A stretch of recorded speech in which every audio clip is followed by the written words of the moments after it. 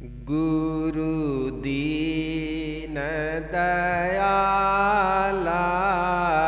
धीरज आला क्षमा को पाला सत्यम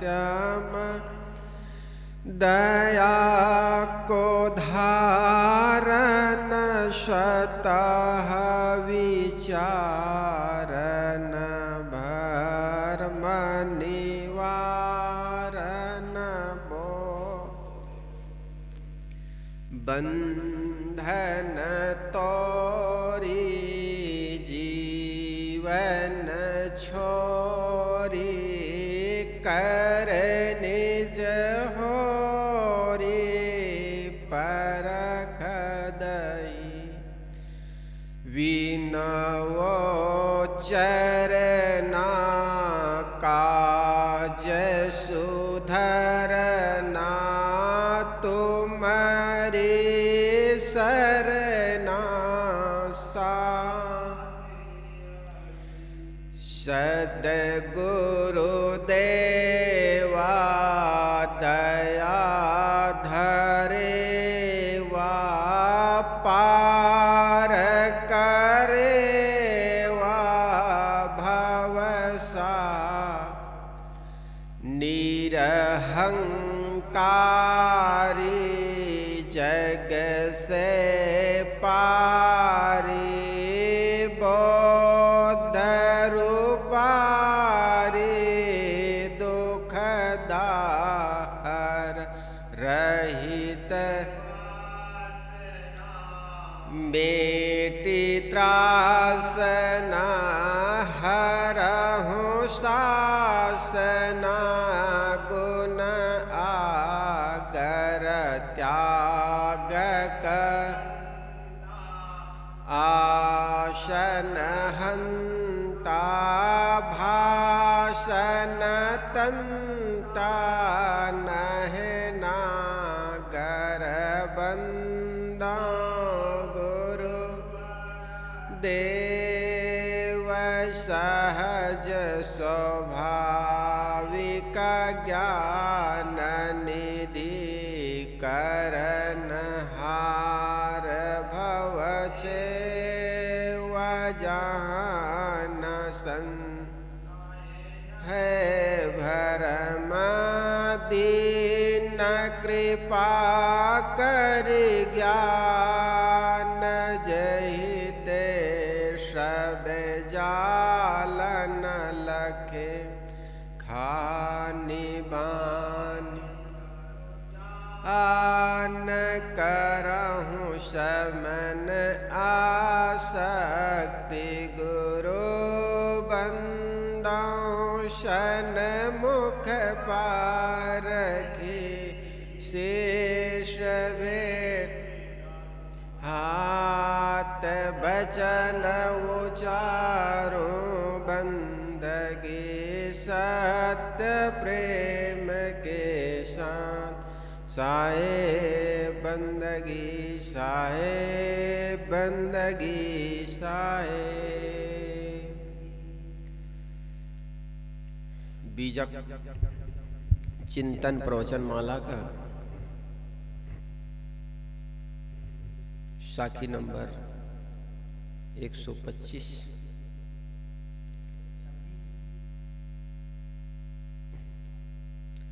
एक शब्द गुरुदेव का ताका अनंत विचार थाके मुनिजन पंडिता वेद न पावे पार। सबका लक्ष्य मोक्ष है। साहब कहते हैं एक शब्द गुरुदेव का एक शब्द ताका अनंत विचार। गुरुदेव की इस एक शब्द पर मनुष्यों ने असंख्य विचार किए। मुनिजन तथा विद्वानजन विचार करके थक गए। वेदों ने इसका पार नहीं पाया। वो एक शब्द कौन है? इस अनादिकाल जगती तल पर समस्त धार्मिक गुरुजनों ने जीवों के मोक्ष की मान्यता एक स्वर से की है, क्योंकि यहाँ जीवन का मुख्य उद्देश्य है दुखों से सर्वथा छूट जाना ही मोक्ष है, और यही सभी जीवों का मुख्य लक्ष्य है। परंतु इस पर विचार असंख्य प्रकार से किए गए। सारे धार्मिक संप्रदायों तथा आध्यात्मिक चिंतकों का एकमात्र लक्ष्य है जीव का दुखों से मुक्त होना। सभी जीव चाहते हैं। आप मनुष्य को कहीं भी के रहने वाला हो, उनसे पूछिए आप जीवन में क्या चाहते हैं, तो वे कहेगा महाराज मैं जीवन में सुख चाहता हूं। आज पूरी धरती पर 8 अरब लोग हैं।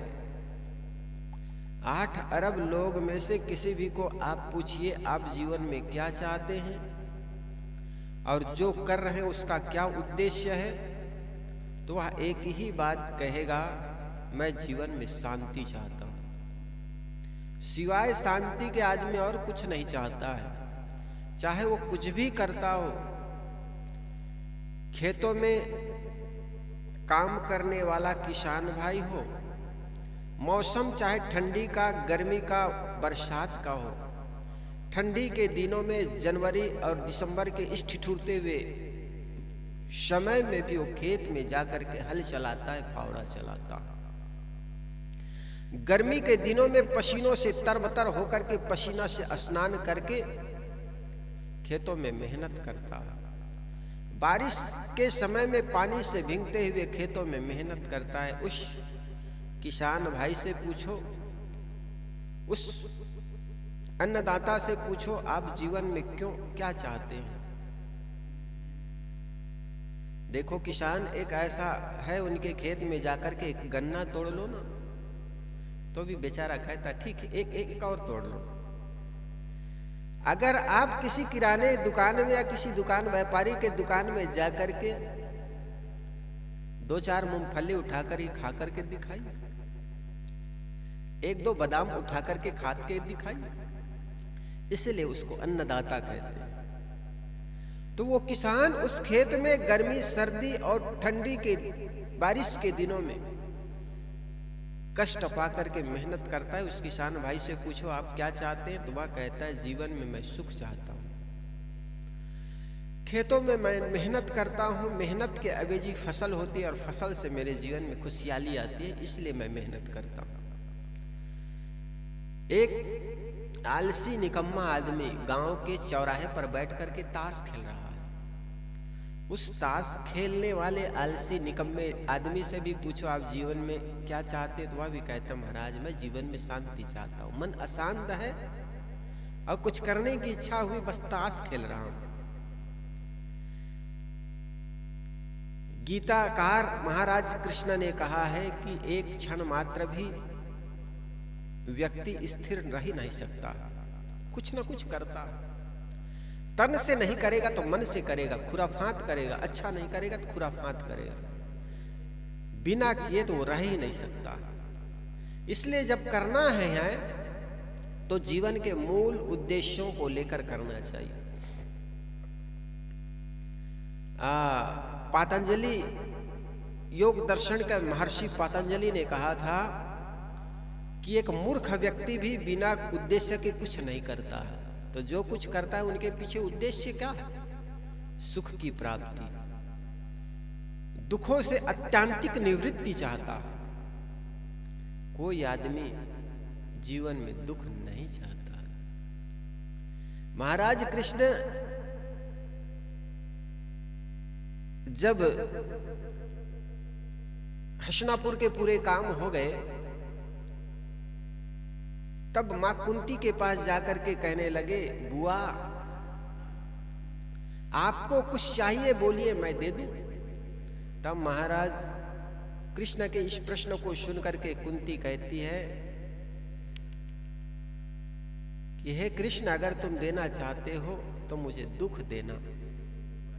कृष्ण ने कहा बुआ जीवन में सिवाय दुख के आपको मिला ही क्या, फिर भी आप दुख मांग रही हो। तब कुंती कहती है कि हे कृष्ण, जब मेरे जीवन में दुख आएंगे तभी आप याद बने रहेंगे।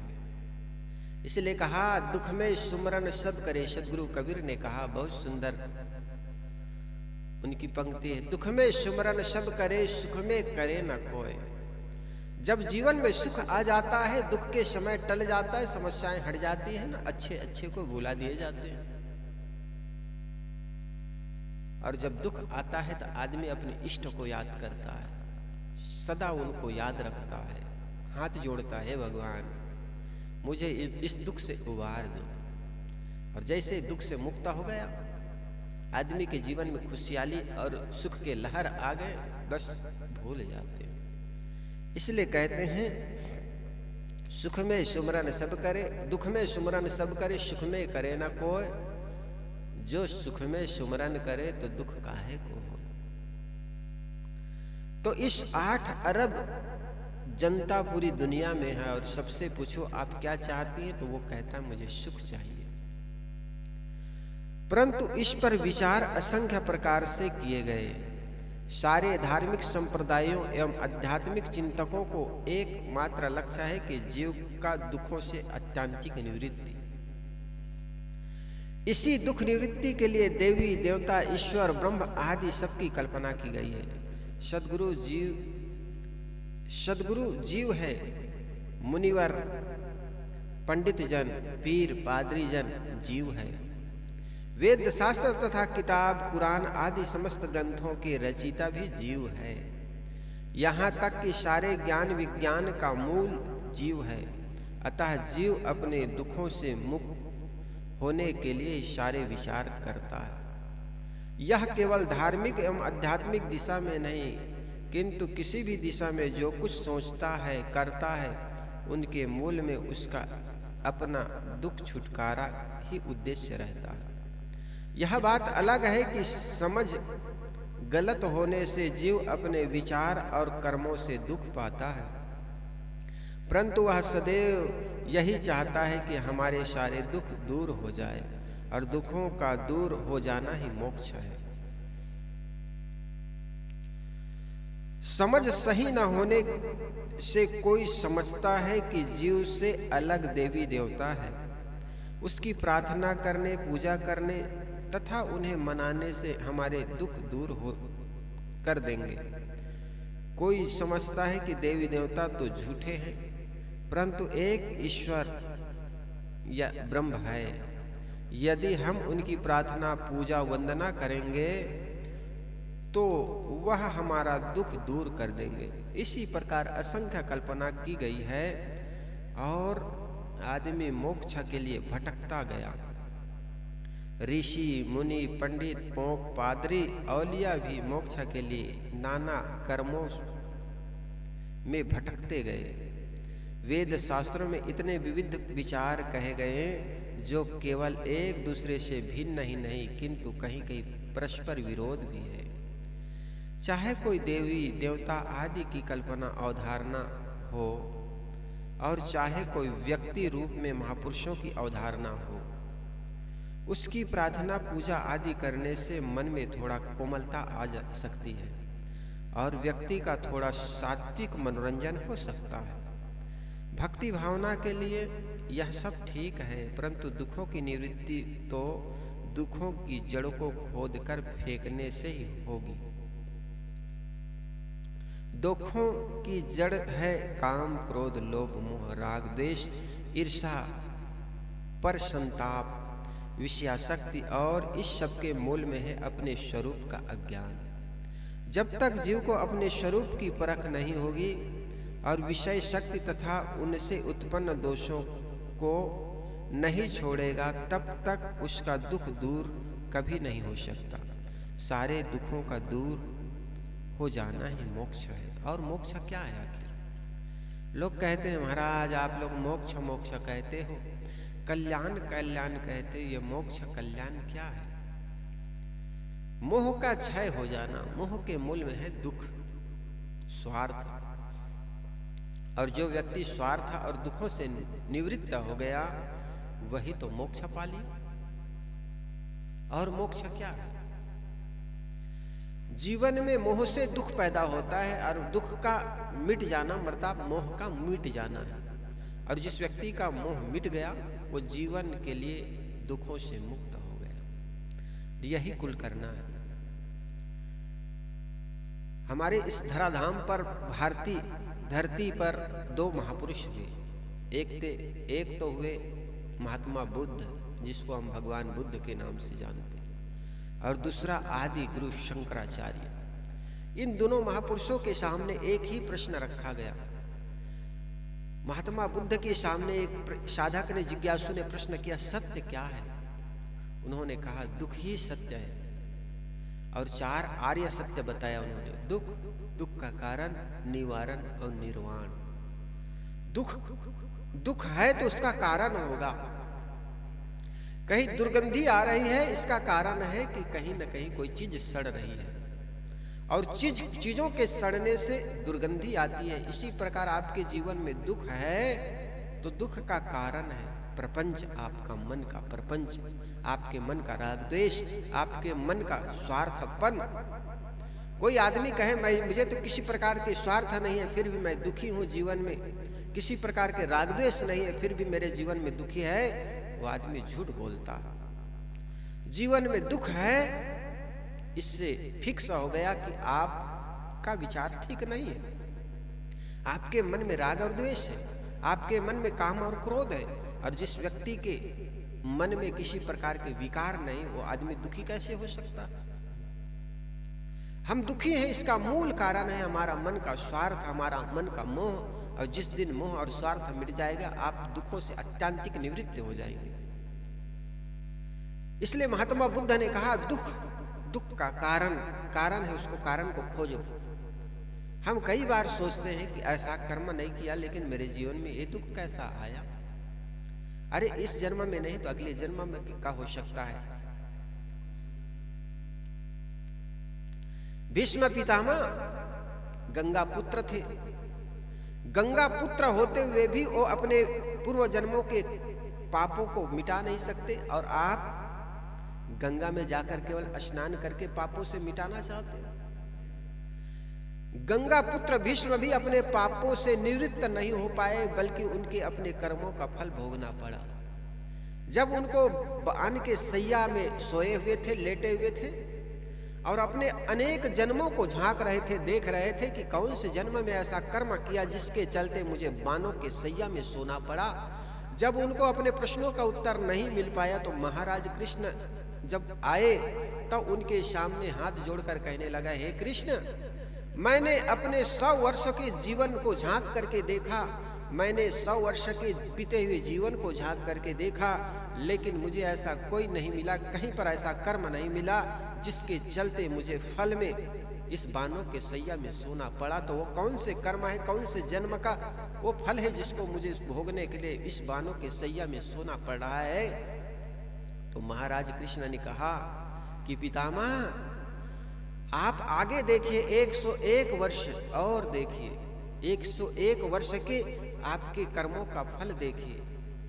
कहा जाता है कि आप अपने उस 101 वर्ष पूर्व जन्मों के पहले आप रास्ते चले जा रहे थे, कोई सर्प जमीन पर जख्मी हालत में पड़ा हुआ था, आपने उसको बाण में उठा करके किसी कटीली झाड़ियों में फेंक दिए, और वो सारी कटीली झाड़ी उनके शरीर में चुभने लगे। उसके परिणाम में आपको इस बाणों के सैया में सोना पड़ा।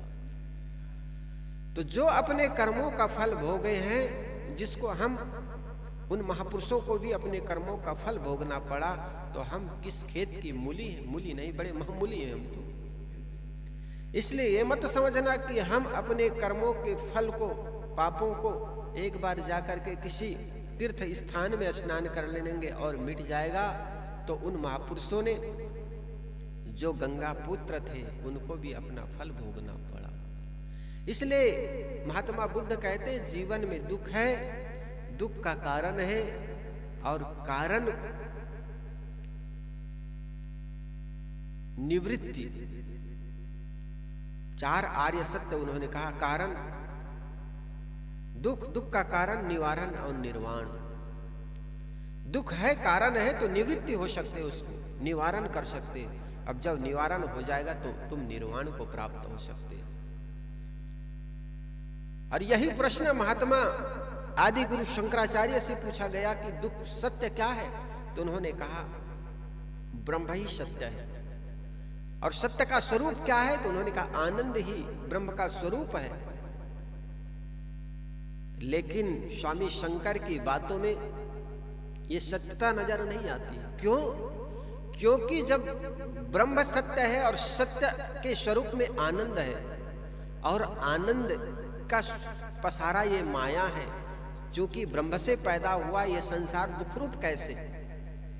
क्योंकि आनंद से तो आनंद पैदा होना चाहिए, आनंद से दुख कैसे पैदा हो सकता है?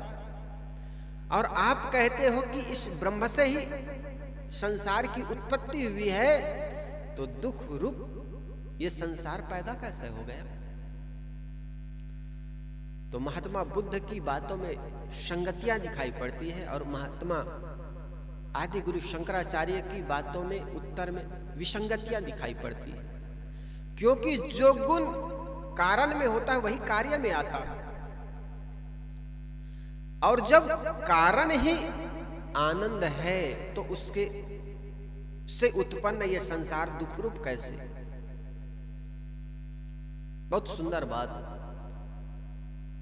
जब ब्रह्म आनंद है, ब्रह्म का स्वरूप आनंद है, तो ब्रह्म से पैदा होने वाला ये संसार दुख रूप कैसे? इसलिए महात्मा बुद्ध की बातों में संगतियां दिखाई पड़ती है, क्योंकि ये संसार दुखालय है। गोस्वामी तुलसीदास जी ने भी कहा संसार दुखालय, दुख का घर है। ये शरीर दुखों का घर है। इसलिए महात्मा बुद्ध की जो बात ज्यादा विसंगतियां लगती है कि संसार में दुख ही सत्य है, और सत्य है तो इसका कारण होगा। दुख है तो दुख का कारण है निवारण, फिर निर्वाण। और हर जीव दुखों से निवृत्त चाहता है, और दुखों की निवृत्ति को ही हम मोक्ष कहते हैं।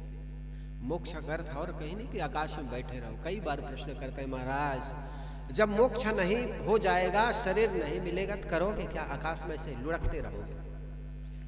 उनके कहते हैं भाई मोक्ष जब हो जाएगा तो उसकी चिंता की क्या जरूरत?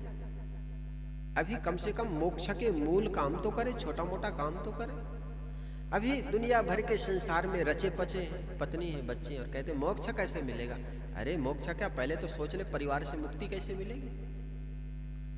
लेकिन नहीं, आदमी के मन में बड़ा खुराफात रहता है। तो साहब कहते मोक्ष प्राप्ति अर्थात दुखों से छुटकारा के साधनों को लेकर संसार में असंख्य विचार है। कोई देव देवता की पूजा प्रार्थना, कोई तीर्थाटन, कोई पूजा प्रेत भूत प्रेत आराधना, कोई प्राकृतिक दृश्यों के दर्शन, कोई हठ योग, कोई पूर्ण विश्व को अपना स्वरूप मान लेने की बात, कोई शब्द, कोई तो मांस मदिरा मीन मुद्रा मैथुन का सेवन ही मोक्ष का साधन मान लेता है।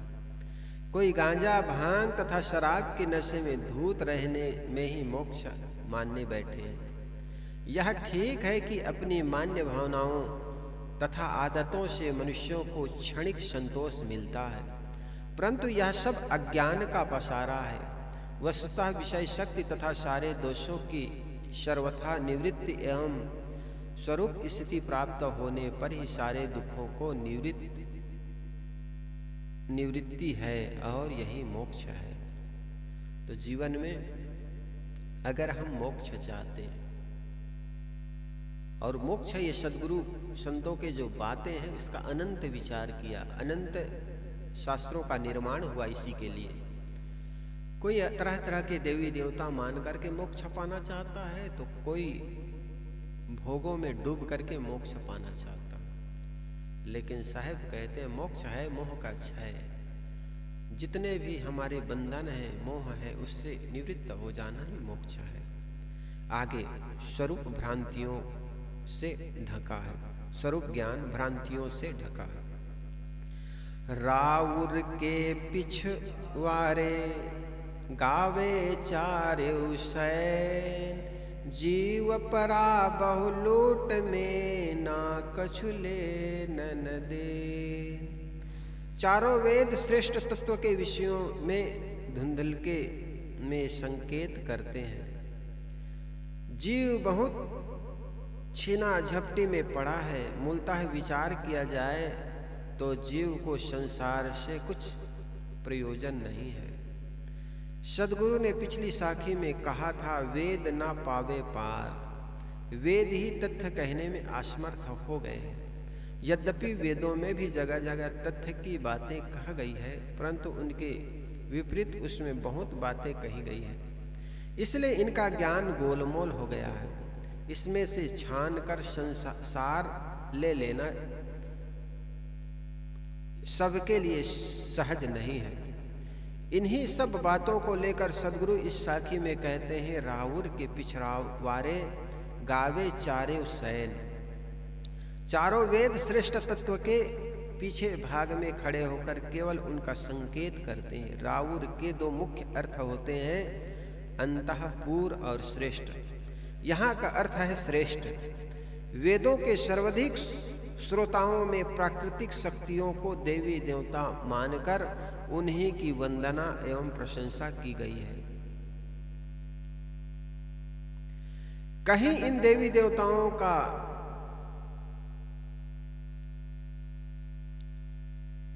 संवेद रूप एकम सविधा बहुधा वदंती कहकर आदित्य का चित टिका दिया गया है। आत्मपरक विचार बहुत कम मिलते हैं, इसलिए वैदिक जन आत्मपरक विचारों वाले मंत्रों का भी अर्थ देवी देवताओं में लगा देते हैं। वस्तुतः राउर श्रेष्ठ एवं सर्वश्रेष्ठ जीव है। व्यक्ति की अपनी आत्मा ही चेतना है, परंतु निर्भ्रांत रूप में धर्मशास्त्रों में ऐसे सब जगह नहीं कहा गया जाता है। वेद श्रेष्ठ तत्व के विषय में केवल धुंधलके से संकेत करते हैं। श्रीमद् भागवत भी कहते हैं, लौकिक व्यवहार के समान ही वैदिक व्यवहार भी सत्य नहीं है, क्योंकि वेद वाक्य भी विशेषतः गृहस्थ जनोचित यज्ञ विधि के विस्तार में ही व्यक्त है। राग द्वेष रहित विशुद्ध तत्व ज्ञान की पूरी अभिव्यक्ति प्रायः उसमें भी नहीं है। इसलिए सद्गुरु कहते हैं, जीव परा बहुलूट में, ना कछु लेन न देन। जीव बहुत छीना झपटी में पड़ा है। गुरुओं तथा धर्मशास्त्रों का जाल उनका विशाल है और इन सब में स्वरूप ज्ञान एवं स्वरूप स्थिति से दूर करने वाली इतनी बातें भरी है कि जीव उसमें भटक गया है। जीव के अपने आप के विचार इतने नूच गए हैं कि वह कर्तव्य मूढ़ हो गया है। नाना मत के गुरुओं ने जीव को तुच्छ कहने की गहरी भूल की है।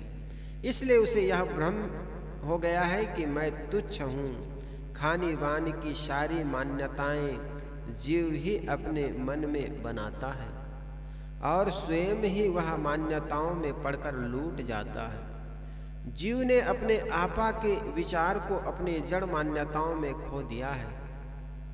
उसने अपने आपा से अपनी मान्यताओं को ही श्रेष्ठ मान लिया है। खानी जाल के प्राणी पदार्थों में तथा बानी जाल के नाना देवी देवताओं की मान्यताओं में जकड़कर जीव लूट गया है। सद्गुरु कहते हैं कि ना कछु लेन न देन। इसमें जीव का कुछ लेना देना नहीं है, कुछ प्रयोजन नहीं। जीव से जो कुछ पृथक है वह उसका नहीं है। जीव का केवल जीव है।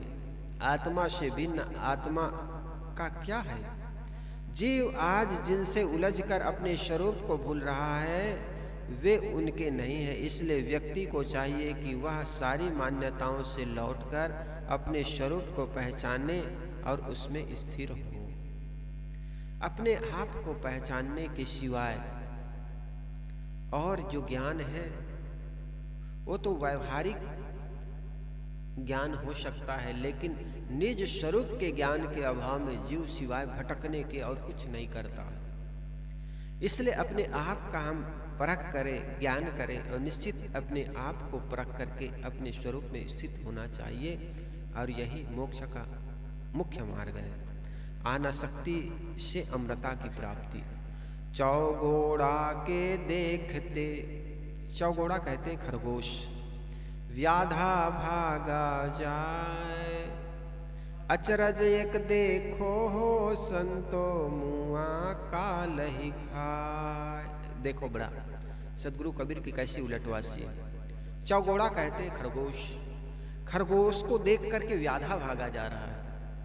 लोक में तो हम देखते हैं शिकारी किसी खरगोश को देखता है तो उनके पीछे पड़ जाता, लेकिन यहां पर हो उल्टा रहा। शिकारी को देखकर उनके पीछे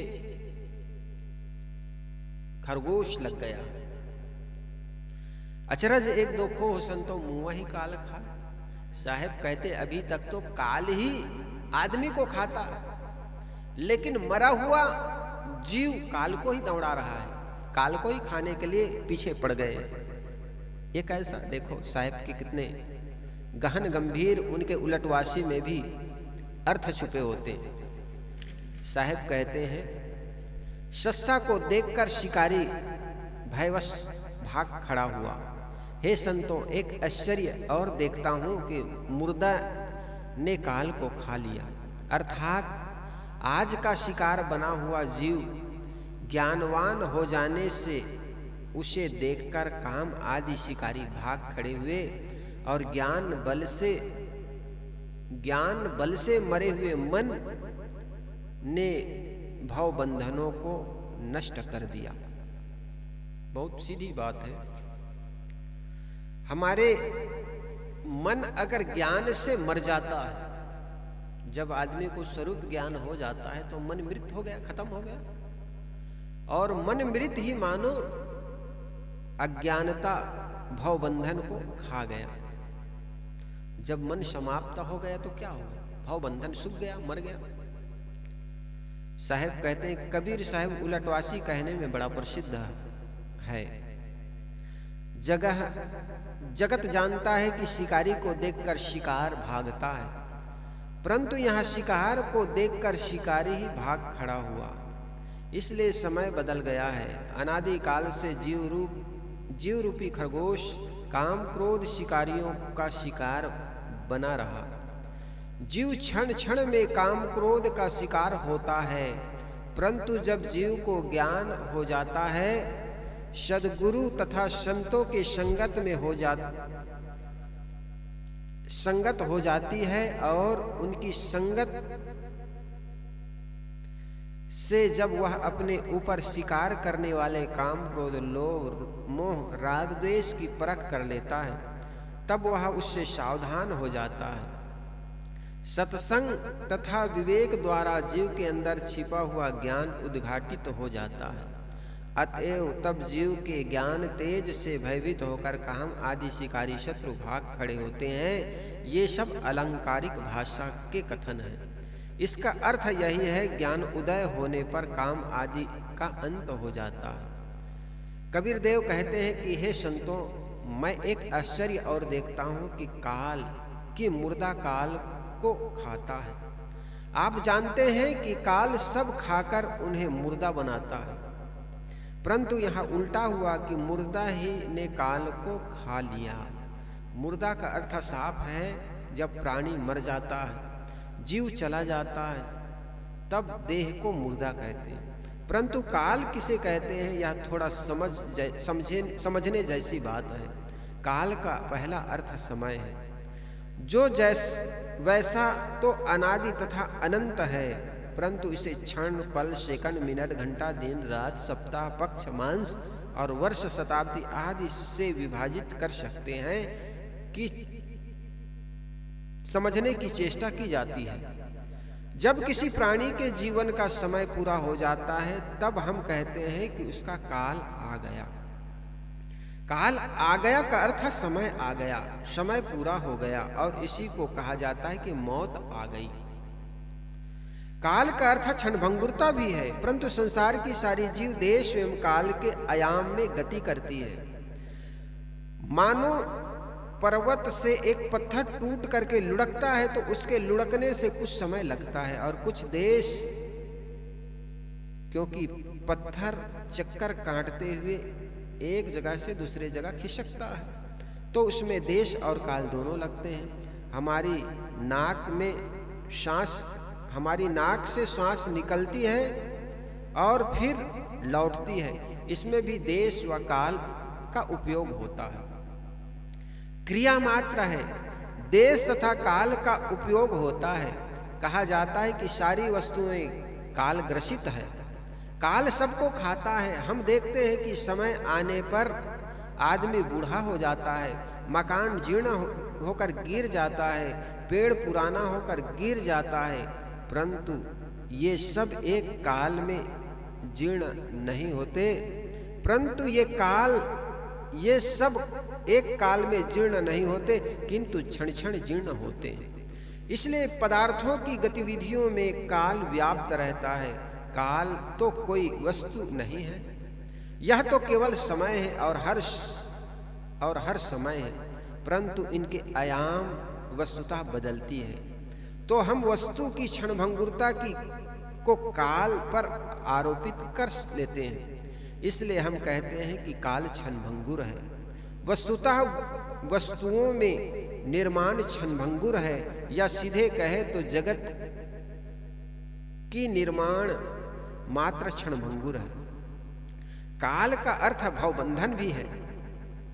भवबंधन है काम क्रोध लोभ की मन में कल्पनाएं उठते रहना। वस्तुतः जीव के लिए यही काल है। सदगुरु कहते हैं कि मुआ काल ही खाए, मुर्दा ने काल को खा लिया। यहां मुआ का अर्थ है मरा हुआ मन। जब मन विषयासक्ति एवं जड़ देह गेह आदि के अहंकार से सर्वथा मुक्त हो जाता है, तब उसे मरा हुआ कहा जाता है। यह मरा हुआ मन अर्थात अनासक्त मन काल को खा लेता है। अनासक्त मन क्षणभंगुर पदार्थों में नहीं रमता, वह क्षणभंगुर को छोड़कर शांत हो जाता है और अविनाशी स्वरूप चेतन राम में स्थिर हो जाता है। ऐसे मन ने मानो काल को खा लिया। वह मानो देश से मुक्त हो गया, देश और काल से मुक्त हो गया। जिस जीव का मन आसक्त है, संसार के राग द्वेष से मर चुका है। जिस जीव का मन अनासक्त है, संसार के राग द्वेष से मर चुका है, वह अपने अविनाशी स्वरूप में स्थिर है।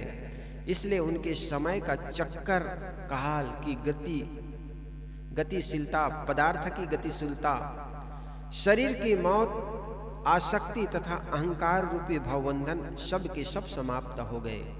अनासक्त मन काल का काल हो जाता है। जिसका मन मर गया, मानो उसका संसार ठंडा हो गया। अर्थात अनासक्त मन वाले के लिए न शरीर की मौत का भय है, न संसार के क्षणभंगुर पदार्थों के छूटने का भय है, और न काम क्रोध शत्रुओं का भय है। भय का कारण आसक्ति है। आसक्ति मिट जाने पर भय मात्र का अंत हो गया। निर्भयता ही अमृता है। इसलिए सद्गुरु कहते हैं कि मुआ काल ही खाए। अनासक्त मन ने सारी पीड़ाओं को समाप्त कर दिया और जीव अमृता के राज्य में विराजमान हो गया। इस प्रकार जीव जब संसार से मुक्त हो जाता है, अर्थात काम क्रोध आदि से मुक्त हो जाता है, तो समझो मन मर गया।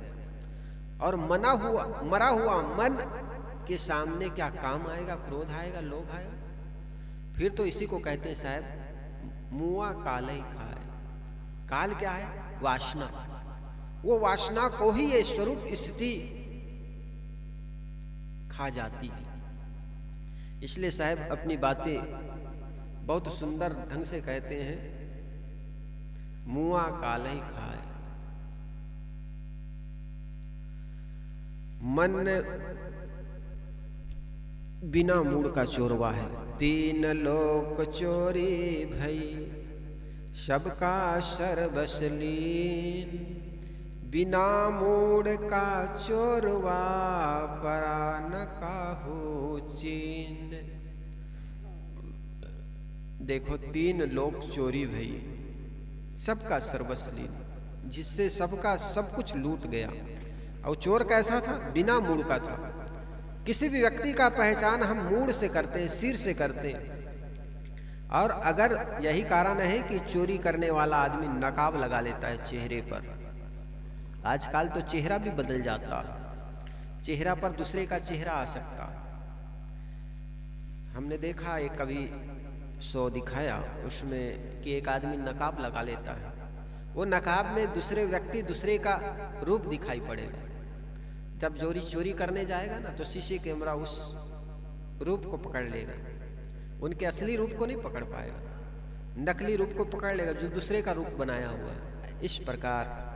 इस प्रकार के नकाब बनाने में ब्रेन लगाना चाहिए, ऐसा कुछ समाचार आया था। साहब कहते 3 गुण से आसक्त जीवों के हृदय में चोरी हो गया, और मन रूपी चोर ने सबका सर्वस्व चुरा लिया। वह चोर बिना सिर के का है, इसलिए उसे कोई पहचान नहीं पाया। 2 जगत है, भौतिक तथा मानसिक। दोनों सत, रज और तम गुणों से व्याप्त है। भौतिक जगत में रचना रज है, सृष्टि सत है तथा क्षय तम है। मानसिक जगत में इच्छा क्रिया रज है, ज्ञान और प्रसन्नता सत है, आलस्य और निंद्रा तम है ना? समझ में आ रही? भौतिक जगत में रचना रज है, पुष्टि सत है और क्षय होना तम है। भौतिक जगत में जो रचना है, निर्माण होता है, वो रज है, और इसमें पुष्टि होना, पालन करना, इसको सत कहते हैं, और तम नष्ट होना तम है। और मानसिक रूप में इच्छा और क्रिया करना ये रज है। रजोगुणी व्यक्ति कहते हैं ना, वो इच्छा करता है, नाना इच्छाओं से पीड़ित व्यक्ति वो रजोगुणी कहते हैं। और जो आदमी ज्ञान, प्रसन्नता, सत्संग इत्यादि करता है वो शतोगुणी है। और तमोगुणी आलस्यता और प्रमाद। आदमी निद्रा में चला गया, आलस्य करता है, वो उसको कहते तमोगुणी। अर्थात मानसिक जगत से तात्पर्य है 3 लोक का अर्थ है त्रिगुण जीव। त्रिगुण जीवों के हृदय में चोरी हो गया। 3 लोक का अर्थ है विश्व की समग्रता से भी है। पृथ्वी, पृथ्वी के नीचे के लोक तथा पृथ्वी के ऊपर के लोक, अर्थात समस्त विश्व ब्रह्मांड में यहाँ एक जीव है, सबके भीतर चोरी हो गई। चोर ने सबका सब कुछ चुरा लिया। यह मन चोर है, इसने जीव का सब कुछ चुरा लिया, सबका सर्वस्व लीन। बड़ा मार्मिक वचन है। जीव का सर्वस्व है उसका अपना आपा, उसका अपना स्वरूप। मन ने उसी की याद को चुरा लिया। कबीर साहब तो अपनी प्रायः सारी बातें अलंकारों में कहते हैं। अलंकारों से कथन में मनोहरता एवं बोध प्रदत्ता आती है, परंतु अंततः अलंकारों के जाल को हटाकर भी बात ठीक से समझने में आती है। चोर स्वतंत्र मनुष्य होता है, उसकी स्वतंत्र इच्छा एवं क्रियाएं होती है, परंतु मन चोर ऐसे स्वतंत्र कुछ नहीं है। वह ऐसा स्वतंत्र चोर नहीं कि जीव के न चाहने पर भी उनके दिल की चोरी करता रहे। मन तो एक अभ्यासिक वृत्ति है। किसी ने तंबाकू खाने की आदत बना ली, तब उनके हृदय में बारंबार तंबाकू खाने की ललक होती है। आदमी समझता है कि तंबाकू, बीड़ी, सिगरेट, गांजा, भांग, शराब, ये सारी चीजें धन, स्वास्थ्य और शांति के लिए हानिकारक है, परंतु इनकी आसक्ति में बंधा हुआ उनकी तरफ खींचा रहता है। मन ने मानो उनके हृदय के विवेक को चुरा लिया है। जीव चाहे तो मन को मार सकता है, उसे अपने वश में कर सकता है, परंतु वह स्वयं प्रलोभन में पड़ा हुआ अपने स्वरूप ज्ञान से बेभान यही आदतों में पिसता रहता है। मन चोर ने सबका सर्वस्व चुरा लिया है। जीव का सर्वस्व है उनका अपना आपा, उनका अपना स्वरूप। जीव ने अपने स्वरूप को विस्मृति कर रखा है और वह विषयों में भटकता है। विषयों की आसक्ति होने से उनकी उसी में अध्यासिक वृत्ति बन जा गई है। यही वृत्ति मन कहलाती है। यही हर समय मानो जीव को छलती रहती है। काम भोग की अभ्यासिक वृत्ति हृदय में आई और उसने हृदय का निष्काम धन चुरा लिया। क्रोध वृत्ति आई और क्षमा धन चुरा गया। लोभ वृत्ति आई और संतोष धन चुरा गया। राग द्वेष वृत्ति आई और निष्प्रपंच धन लूट गया। देह अभिमान वृत्ति आई और स्वरूप ज्ञान धन चुरा गया। सबके दिल घर में सब समय चोरी होता रहता है। हर क्षण हमारी बुरी आदतें हमें छलती रहती है। हम हर क्षण अपनी बनाई वृत्तियों से अपने आप को ठगाते रहते हैं। मन चोर ने हमारा सर्वस्व हर लिया है। कहना चाहिए कि हम अपनी भूल से अपने सर्वस्व को खो चुके हैं। हमारा सर्वस्व हमारी आत्म चेतना, स्वरूप ज्ञान एवं स्वरूप स्थिति है और स्वरूप स्थिति के सहायक सत्यशील, दया, क्षमा, विचार, संतोष आदि सद्गुण है। हम सबका परिचय तथा याद भूल जाते हैं, इसलिए मानो हमारा सारा धन लूट जाता है और हम दरिद्र बनकर भटकते हैं। जिसके पास अच्छे संस्कार न रह जाए तो अपने आप में न जीता हो, उनके समान दुखी तथा दरिद्र कौन होगा। बिना मूड का चोरवा परा न काहू चीन। यदि चोर के धड़ पर सिर न हो तो कोई उसे कैसा पहचान सकता है। मुंह से ही किसी को पहचाना जा सकता है, सिर न होने से मुंह होने की बात ही नहीं उठती। यह मन ऐसा ही चोर है जिसके पास कोई न तो मुंह नहीं है, उनके अनेक मुखौटे हैं। यह क्षण क्षण नकली चेहरा बनाता है। यह मन काम भावना का सीधा रूप लेकर भी जीव को ठगता है और निष्काम का चेहरा बनाकर भी पीछे से अपने सकाम भावनाओं को मिलाकर ठगता है। तुम मन से कहते हो कि शुभ का स्मरण करो और मन कहेगा बड़ी अच्छी बात है, मैं शुभ का स्मरण करूंगा। मन शुभ का ही स्मरण शुरू करेगा और धीरे धीरे जाकर जीव को अशुभ में भटका देगा। कई बार होता है, हम सोचते हैं ध्यान करेंगे और ध्यान करने लगे, बस ले गया मन कहीं दुकान में, कहीं होटल में, कहीं जूते की दुकान में, कहीं प्रपंच में ले गया।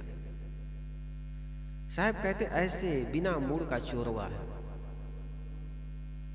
साधक प्रायः शिकायत करते हैं कि हम ध्यान करने बैठते हैं, भजन करने बैठते हैं, मन पहले ध्यान भजन में लग ही जाता है, परंतु पता नहीं चलता कि यह चंडाल कब हमें विषय प्रपंच में पहुंचा देता है। यह मन की चालाकी है। मन अपनी ओर मोड़ने में माहिर है। यह केवल काम क्रोध आदि की अशुभ चेहरे ही नहीं, ज्ञान भक्ति वैराग्य के शुभ चेहरे बनाकर भी सावधान न रहने पर ठग लेता है।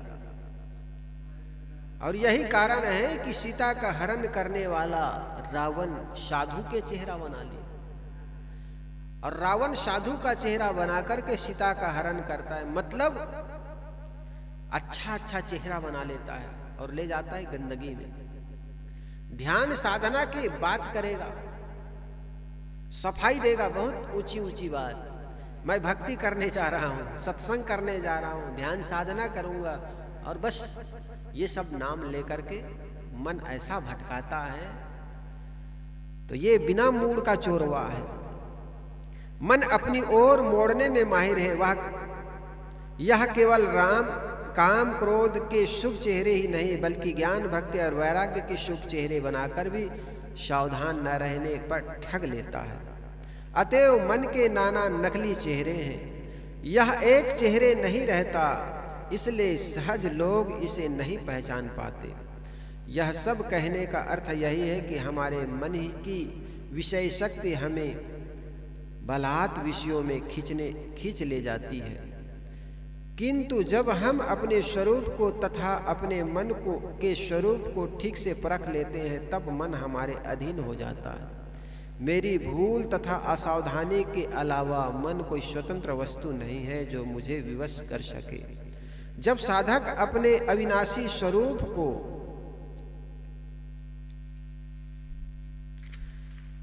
पहचान लेता है तो सबसे अनासक्त होकर स्वरूप विचार में ही रमने लगता है। तब मन उसका अनुगामी हो जाता है, तब उसका कहीं भटकने का प्रश्न ही नहीं रह जाता। इस प्रकार बिना मूड का चोरवा ये मन के अनेक रूप है। ज्ञान भक्ति और वैराग्य के नाम पर काम क्रोध लोभ में लगा देता है। इसलिए पथिक जी महाराज ने कहा कि ये मन है बड़ा प्रपंची है, कभी आनंद में ले जाकर दुख में भटकाता है, आनंद का नाम ले लेगा और दुख में डाल देगा। ये बिना मूड का चोरवा का यही काम है। और चोरी करने वाला भी आदमी यही करता है कि चोरी करने के लिए जब जाएगा तो मुखौटा लगा लेता है, अच्छे अच्छे का मुखौटा, साधु का मुखौटा। स्वांग आदमी रचने में बड़ा होशियार है। इसी प्रकार ये मन है अनेक स्वांग रच लेता। राम का पाठ करने वाला आदमी भी एक आदमी है, वो भी जानता है मैं अंदर से क्या हूं और बाहर से राम बनता। सीता का भेष बना करके नाट्य करने वाला लड़का भी एक लड़का ही होता है। भेष तो बनाता है सीता का, लेकिन वो अंदर से जानता है मैं भी एक लड़का हूं। रावण का भेष बनाने वाला भी एक लड़का होता है, एक आदमी होता है, वो भी जानता है मैं फलाना हूं। तो अनेक रूप बना करके जिस प्रकार दूसरे को व्यक्ति छलता है, इसी प्रकार मन हर क्षण हर व्यक्ति को छल रहा है। ये मुखौटा बना बना करके अपने आप को छलना है। इसलिए अपने प्रति ईमानदारी का बर्ताव करें। हर आदमी अपने आप के प्रति ईमानदार हो। ये मन अपने आप को जितना छल सकता है ना, वो किसी और को नहीं छल सकता। इसलिए कहा मन ही सबसे बड़ा दुश्मन हो सकता है। इसलिए मन को छैला भी कहा, छलने वाला। आदमी अपने आप को, आदमी का मन ही अपने को सबसे बड़ा धोखा देता है। इसलिए आदमी का मन सबसे बड़ा दुश्मन हो सकता है। और आदमी का मन अगर संयम में है तो उसका मन उनके लिए मित्र हो सकता है। इसलिए साहब ने कहा एक साधे सब साधिया। इस मन को साध लेने से हमारा पूरा जीवन सध जाता है। और इस मन को अगर असंयम बना लिए तो जीवन एकदम राक्षस हो सकता है। आदमी का पतन कहाँ तक हो सकता है कुछ सोचा नहीं जा सकता है। इसलिए इस मन को साधने की जरूरत है। और जिस व्यक्ति का मन सध गया वही इस धराधाम में महापुरुष हो जाते हैं, भगवान हो जाते हैं। लेकिन आदमी, एक शायर ने कितना अच्छा कहा, उसने किया नहीं कभी जीवन भर आदमी की तरह, लेकिन आज पूजे जा रहे हैं भगवान की तरह। आदमी की तरह उसने जीवन में कभी कोई काम नहीं किया, लेकिन आज पूजे जा रहे हैं भगवान की तरह। ऐसा होता है। अपने मन के प्रपंचों को हम हटा करके अपने शुद्ध स्वरूप, अपने ज्ञान में स्थिर हो, और यही मोक्ष है, यही मुक्ति है। अपने आप में जब ठहर जाएंगे सारी भ्रांतियां मिट जाएगी, और यही सच्चा बोध है। बोलिए सद्गुरुदेव। वंदनीय गुरुदेव तुम,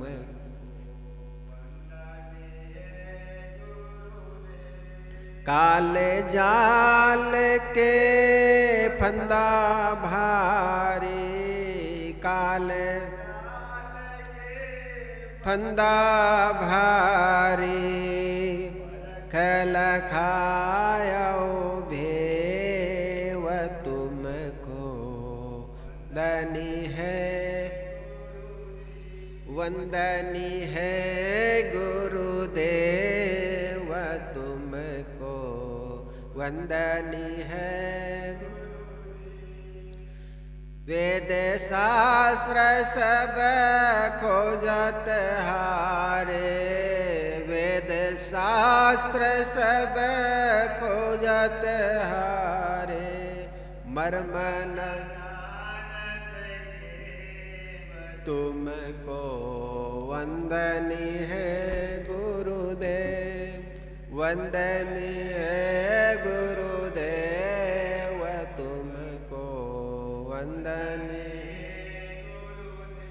गुरु समान और को दाता, गुरु समान और को दाता, ताकि करिए सेवा तुमको वंदनी है गुरुदेव, वंदनी है गुरुदेव तुमको वंदनी है गुरुदेव। साहिब कबीर अभय पद दाता, साहिब कबीर अभय पूरन परख समेव तुमको वंदनी, वंदनी है गुरुदेव तुमको वंदनी। आरती हो गुरु आरती हो, आरती गरीब निवाज साहिब आरती हो, ज्ञान आधार विवेक,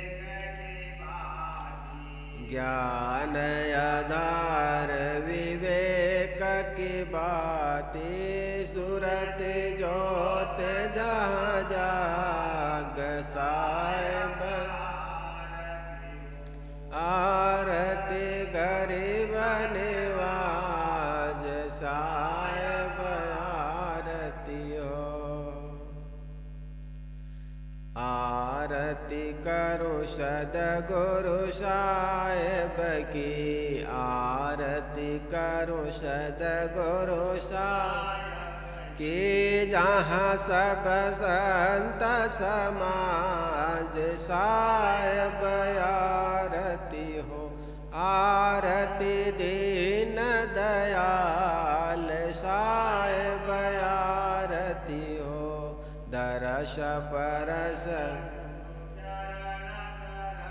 भयो दरस परस गुरु चरण, भयो टूट गयो यम जाल साहिब आरती हो, आरती गरीब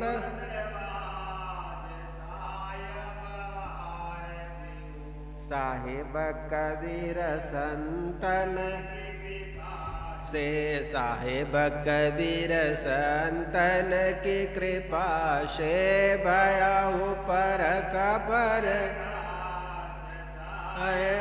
आरती हो, आरती गरीब निवाज साहिब आरती हो,